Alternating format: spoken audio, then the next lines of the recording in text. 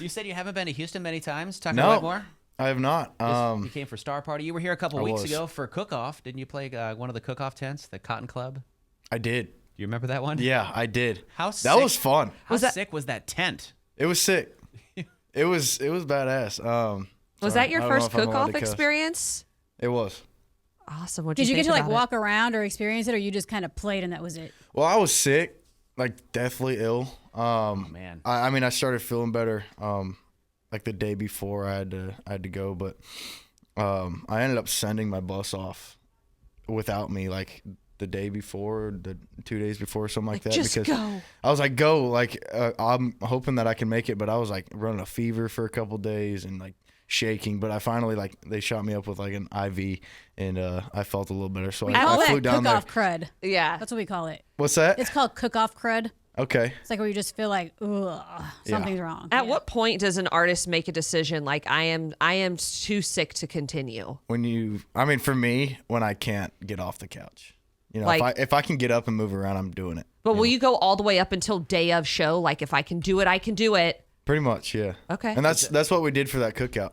And I was hurting. You were hurting for sure. I was down bad. It's a game time decision sometimes for Tucker Wetmore. The new album comes out called What Not To later this month. Yes, sir. What's something you've learned what not to do since you've been traveling on the road? A couple things, I guess. Wow. What's like the number one like thing? the smile. Well, a lot of times in life, some of the greatest lessons you can learn are what not to do. So what's something you've learned like what not to do? I've learned not to stay up all night no more. That's no fun. Kind of makes the next day pretty hard.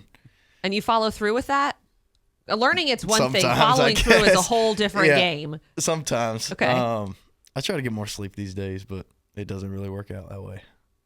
It's the most important thing. We try to get more sleep too, and who are we kidding? When you're up at 3:30 in the morning, it's hard to get any sort of sleep. No, you can't. Oh, yeah. You can't have a regular life at all. You never get used to this life. You just kind of tolerate this life, Tucker. 100%. He's like, I feel And then so you end up bad sleeping for until you like 2 guys. p.m. and then you feel like crud. Not you acting like you're living the same life as Tucker Wetmore. You're like, yeah, it's so hard to get used to. It's so hard to Tuck? get used to. No, he gets it. He gets it. Life on the road, man. It's tough. It's tough out here for a gangster. Okay, so how long are you here in Houston?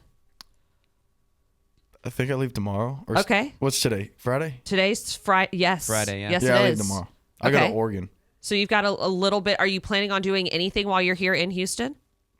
This? This is it. This is it. This is all you need to do, really. That's right. Like, see the Yeah, morning yeah. show. Yeah. What did you bring in here? The pinata guy's back. Oh my God, the pinata guy's here again? Did he give you that? Well, no, he just made it outside. I had to make this one for Tucker. That's great. It's a nice big pinata we had made Wait, does for it have you. stuff in it? We have a guy It's filled outside with- that crafts pinatas, Tucker. Sometimes he's only here on like Mondays, Wednesdays, They and hire Fridays. him That's for so special sick. occasions. So Yeah. I'm not going to lie. I forgot pinatas were a thing. well, I have did a I really forget funny that? pinata story, actually. Please tell us the pinata tell us story. now while Okay, I hold your pinata. So awkwardly.